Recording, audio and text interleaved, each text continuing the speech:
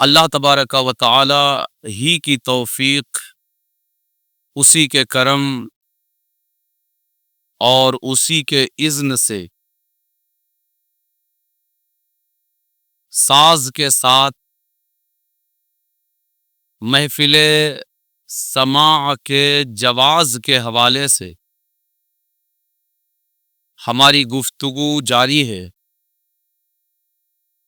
اور اس باب میں ہم نے گزشتہ ہفتے تک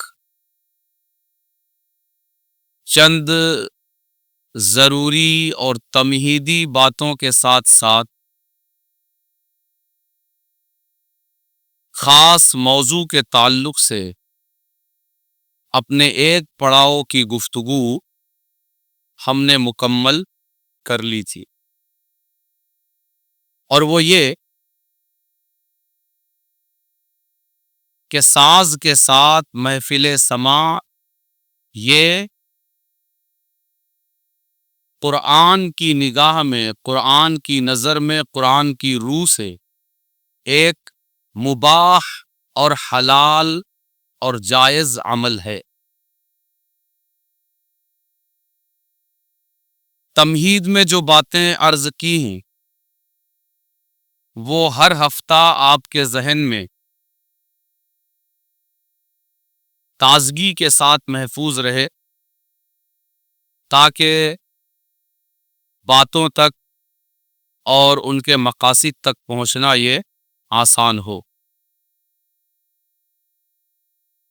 تمہیدی گفتگو میں ہم نے عرض کیا کہ تمام چیزوں میں اصل حکم یہ ہے کہ وہ جائز اور مباح ہے۔ کیوں؟ اس لیے کہ اللہ تبارک و تعالی نے قرآن کریم میں ارشاد فرمایا وَخَلَقَ لَكُم مَا فِي الْأَرْضِ جَمِيعًا، زمین میں جو کچھ ہے سب تمہارے لیے پیدا کیا ہے، سب تمہارے لیے پیدا کیا ہے۔ ساز کے ساتھ سماع بھی انہی چیزوں میں سے ایک چیز ہے، لہذا یہ بھی اپنی اصل حکم کے اعتبار سے مباح اور جائز چیز ہوگی۔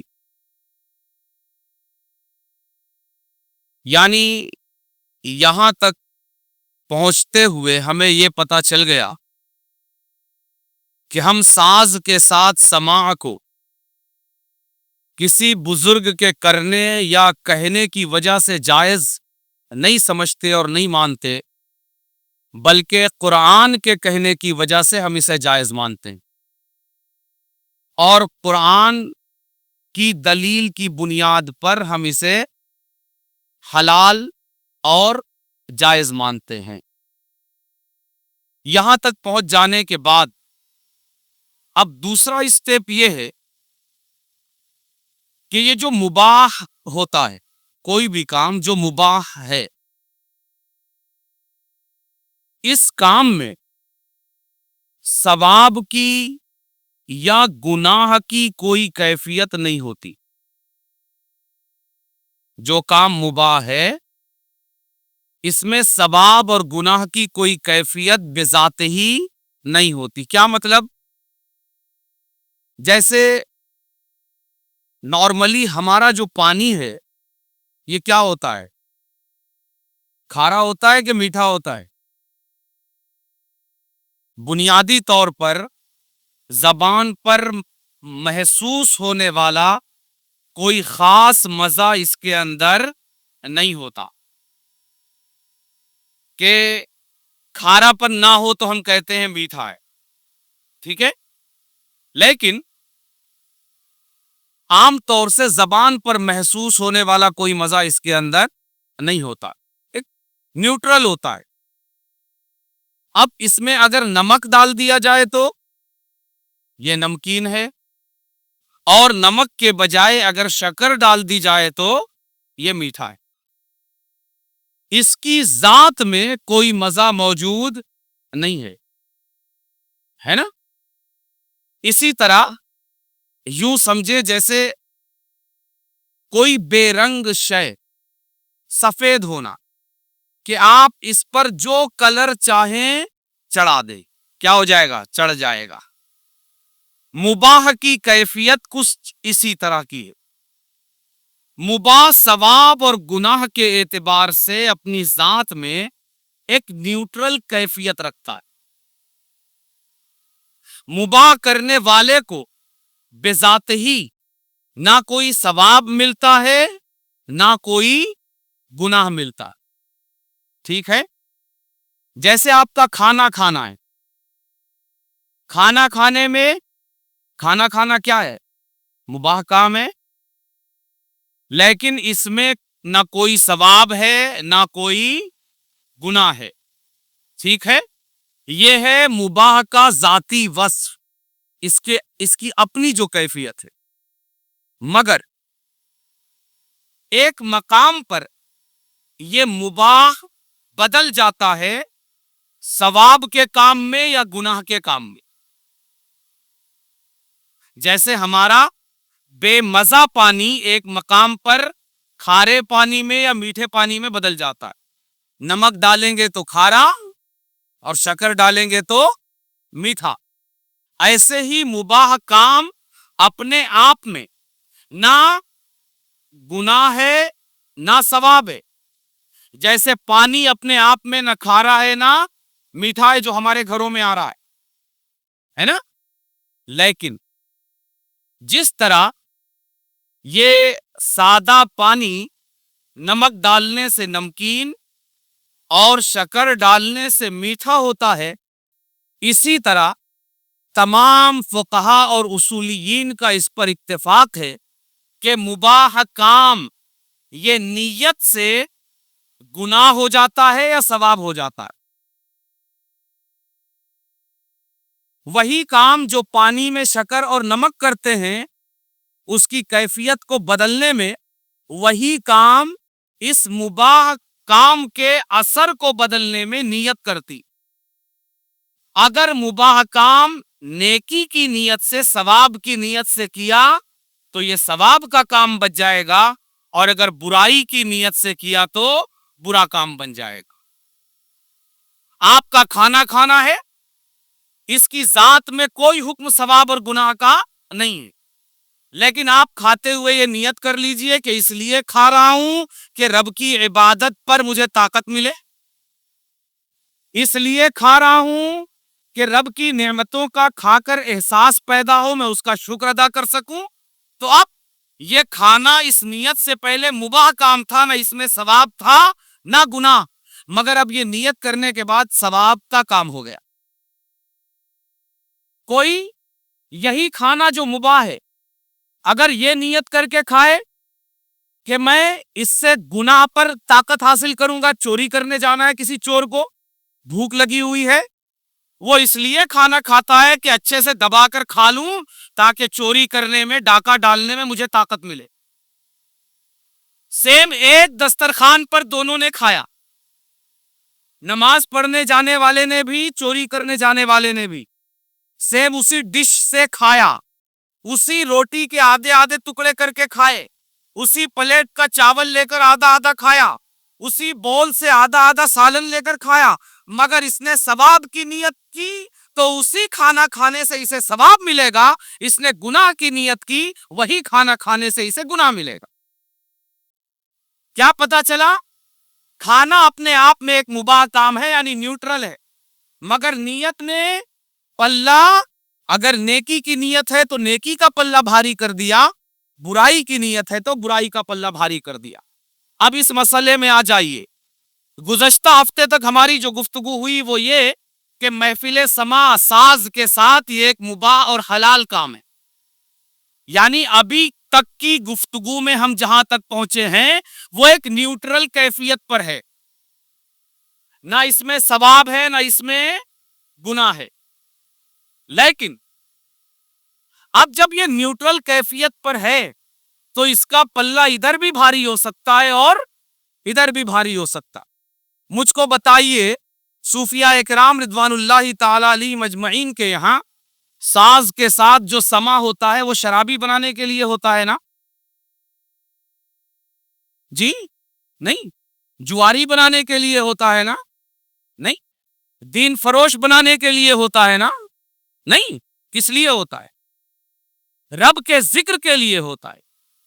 اس پر حمد پڑھی جاتی ہے، ساز پر نعت پڑھی جاتی ہے، ساز پر منقبت پڑھی جاتی ہے، اور اس لیے تاکہ دل میں گداز پیدا ہو، رب کے ذکر کی کیفیت دل میں پیدا ہو، اور دل نرم ہو کر رب کے قرب کے لیے دل کا راستہ اور صاحب دل کا راستہ ہموار کو. ٹھیک ہے؟ لیکن یہی ساز جب گناہ کی محفل میں بجتا ہے، ناچ کی محفل میں، گانے کی محفل میں، تو وہاں کس لیے بجتا ہے؟ نمازی بنانے کے لیے، رب کے ذکر کو دل میں زندہ کرنے کے لیے، رب کا قرب عطا کرنے کے لیے نہیں. تو اب ساز کے ساتھ سما یہ اپنے آپ میں کیا ہے؟ نیوٹرل ہے. اب اسے اچھی نیت ثواب کا کام بنا دے گی، بری نیت گناہ کا کام بنا دے گی. ٹھیک ہے؟ اب جس کو لگتا ہے کہ خانقاہوں میں صوفیہ کے یہاں جو سما ساز پر ہوتا ہے وہ رب سے جوڑنے کے لیے ہوتا ہے، اور جسے یہ نہیں لگتا وہ اپنے دماغ کا اچھی طرح علاج کروائے. ٹھیک ہے؟ اور اپنے باپوں سے اور اپنے داداؤں سے جا کر پوچھے کہ وہ مسلمان کیسے ہوئے، کیا سن کر مسلمان ہوئے، اور کس طریقے سے دین ان تک پہنچا. اب سما ساز کے ساتھ یہ ایک نیوٹرل چیز ہے، لیکن صوفیہ کے یہاں بھی اگر اس کیفیت میں بھی کوئی یہ عمل انجام دیتا ہے تو گناہگار نہیں ہے، ساتھ ہی اس کو ثواب بھی نہیں ہے. ہمارا مدعا یہ ہے کہ ساز کے ساتھ محفل سما صرف جائز نہیں، مستحب عمل ہے، اس کے کرنے پر ثواب ملتا ہے. اور آگے عرض کریں گے صرف مستحب نہیں، سنت عمل ہے، رسول اللہ نے کیا ہے. بات سمجھ میں آ رہی ہے؟ ملاؤں نے جو دکانداری اپنے پیروں کا کہا ہوا تھوپنے کے لیے جو کھول رکھی ہے، اس کے پیچھے RSS کی طرح جو تاریخ بدلنے کی کارستانی کار فرما ہے اس کو سمجھنا ضروری ہے. جس طرح RSS نے پوری تاریخیں بدل کر رکھ دی ہے، مسلمانوں کو ہر جگہ مجرم بنا کر رکھ دیا، برا ہو تاریخ بدلنے والے کا، ایسے ہی برا ہو دینی تاریخ بدلنے والوں کا، اس دین فروش ملائیت کا کہ جو عمل سنت ہے اس کو حرام بنا کر رکھ دیا. اور یہ بتانا بھی چھوڑ دیا کہ یہ ایک اختلافی مسئلہ ہے، یہ بھی نہیں بتاتے، یک طرفہ گفتگو کرتے ہیں صرف حرام ہے.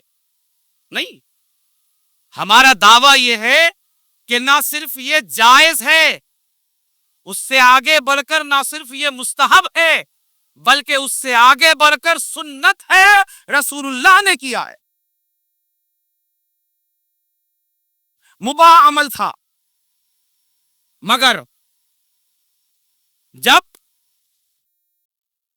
نیتیں رب تک پہنچنے کی گئیں، رب کے ذکر کی گئیں، حمد، نعت اور مناقب کے اشعار اس کے ساتھ جوڑے گئے، تو اب یہ صرف نیوٹرل عمل نہیں رہا. جس طرح فلموں میں جو میوزک بجتی ہے اب وہ نیوٹرل عمل نہیں ہے، وہ گناہ ہے. اسی طرح جو ساز محفل سما میں صوفیہ کے یہاں خانقاہوں میں بجتا ہے اب وہ صرف جائز نہیں بلکہ مستحب اور ثواب کا کام. بات آئی سمجھ میں؟ جس طرح ایک نمازی نے نماز میں طاقت حاصل کرنے کے لیے کھانا کھایا تو نیوٹرل عمل ثواب کا کام بن گیا. ایک چور نے چوری پر طاقت حاصل کرنے کے لیے کھانا کھایا، گناہ کا کام بن گیا. اسی طرح جب صوفیہ نے ساز کو حمد و نعت اور مناقب کے ساتھ اچھی نیت سے شامل کیا تو یہ ثواب کا کام بن گیا، اور فلم ایکٹرز نے جب اس کو گناہ کی نیت سے استعمال کیا تو یہ گناہ کا کام بن گیا. بات آئی سمجھ میں؟ تو نہ صرف یہ کہ محفل سماع یہ جائز ہے بلکہ یہ مندوب اور مستحب ہے. بات آئی سمجھ میں؟ ہاں. نیت کیا ہے؟ نیت کی بنیاد پر اس میں کیا ہوگا؟ فرق ہوگا. یہ کہاں تک پہنچے آپ؟ مستحب تک. گزشتہ ہفتے تک اس میں کوئی رنگ نہیں تھا، یہ نیوٹرل تھا. نہ یہ مستحب تھا، نہ مندوب تھا، نہ فرض، نہ واجب، نہ سنت. دوسری طرف نہ حرام، نہ مکروہ تحریمی، نہ تنزیہی، کچھ نہیں تھا. اب آج کیا ہو گیا؟ مستحب ہو گیا. اب جو محفل سماع میں شرکت کرتا ہے وہ صرف ایک جائز کام میں شریک نہیں ہے بلکہ شریک ہونے والے کو ثواب بھی ملے گا. بات آئی سمجھ میں؟ اور آگے میں نے گزشتہ ہفتہ عرض کیا تھا کہ قرآن کریم سے یہ تو ثابت ہے کہ یہ مباح ہے، لیکن قرآن کریم کی ایک آیت بھی ایسی نہیں ہے جس سے اس کا حرام ہونا ثابت ہوتا ہو.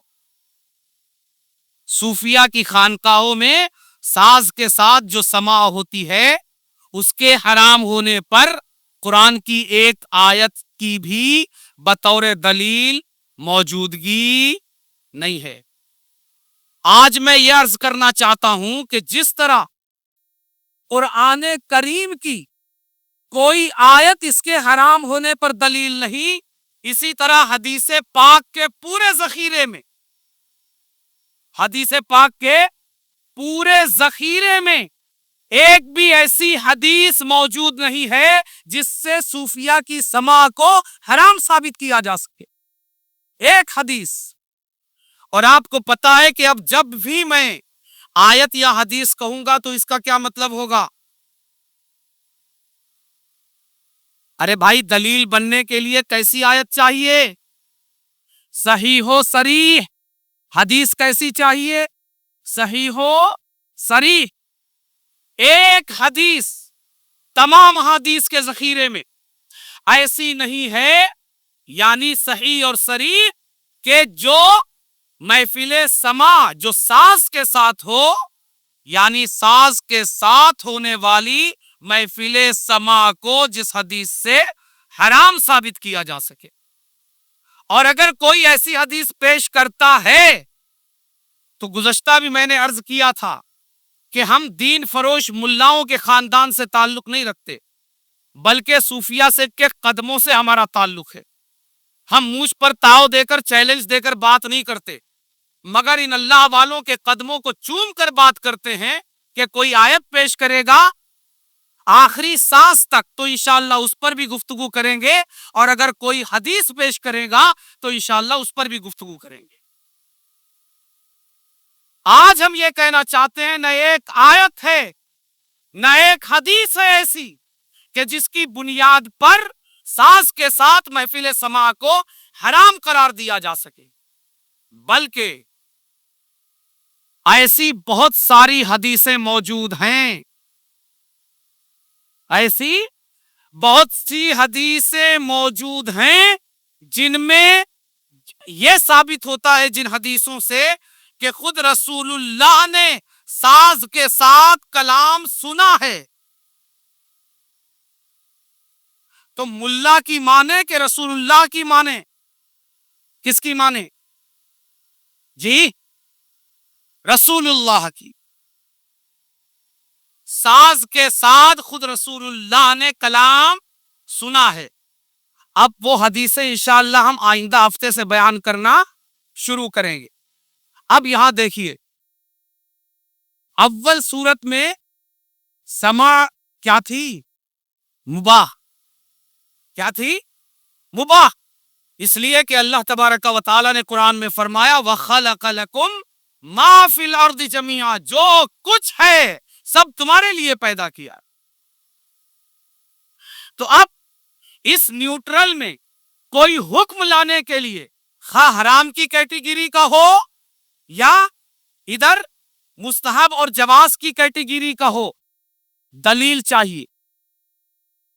बात आती है समझ में? दलील चाहिए। अब हर मुबाह काम जब खैर की नियत से किया जाए तो सवाब का काम बन जाता है, और बुराई की नियत से किया जाए तो गुनाह का काम बन जाता है। क्यों? हुजूर आका करीम सल्लल्लाहु अलैहि वसल्लम ने बुखारी शरीफ की हदीस है, रावी है हज़रत सरकार सैयदना उमर इब्न खत्ताब रदियल्लाहु ताला अन, अमीरुल मोमिनीन व खलीफतुल मुस्लिमीन। आप फरमाते हैं इन्नमल अमालु बिन्नियात, मारूफ और मशहूर हदीस है कि अमाल ये नियतों की बुनियाद पर हैं, कि अच्छी नियत तो अच्छा और बुरी नियत तो बुरा। मिसाल जहन में रखिएगा, जैसे खाना, अच्छी नियत से खाया सवाब, बुरी नियत से खाया गुनाह। ऐसे ही सिमा ये मुबाह काम था न्यूट्रल, लेकिन जब रब के जिक्र की जिंदगी दिल में पैदा हो इसके लिए सुना, रब तक पहुंचने के लिए सुना, दिल में गुदाज और नरमी पैदा करने के लिए सुना, तो अब मुस्तहब वाला पहलू गालिब हो जाएगा, और अब सिर्फ ये हलाल मुबाह और जायज नहीं रहेगा बल्कि सवाब का काम बन जाएगा, कि अब जो साज के साथ समा सुनेगा उसको सवाब भी मिलेगा। नंबर 3, अब ये तीसरा स्टेप है।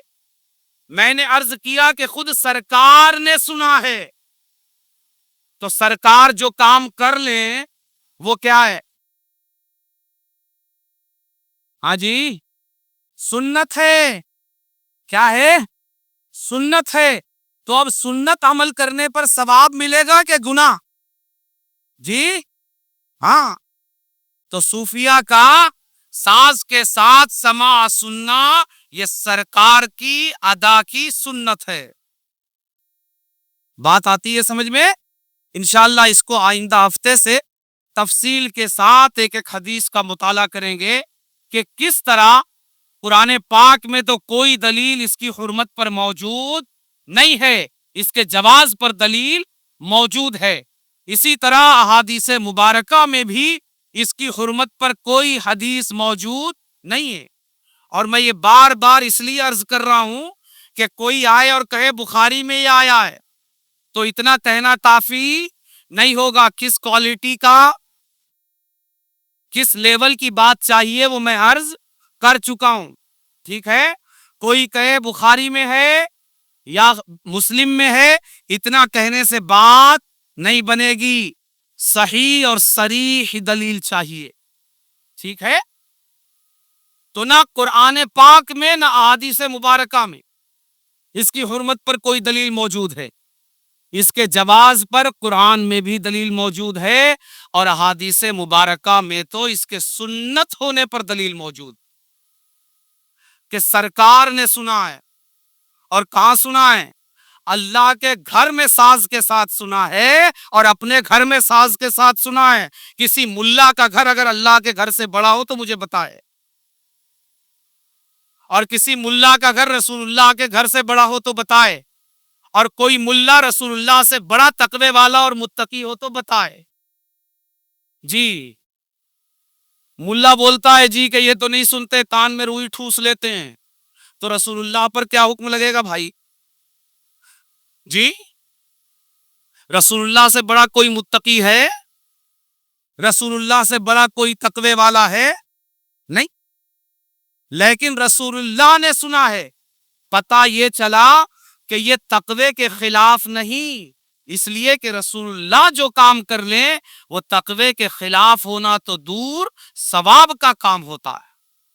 सवाब का काम मतलब रब के करीब करने वाला काम। अल्लाह ने कुरान करीम में क्या इरशाद फरमाया? लक़द कान लकुम फी रसूलिल्लाहि उस्वतुन हसना, कि ज़ाते रिसालत में तुम्हारे लिए नमूने अमल है।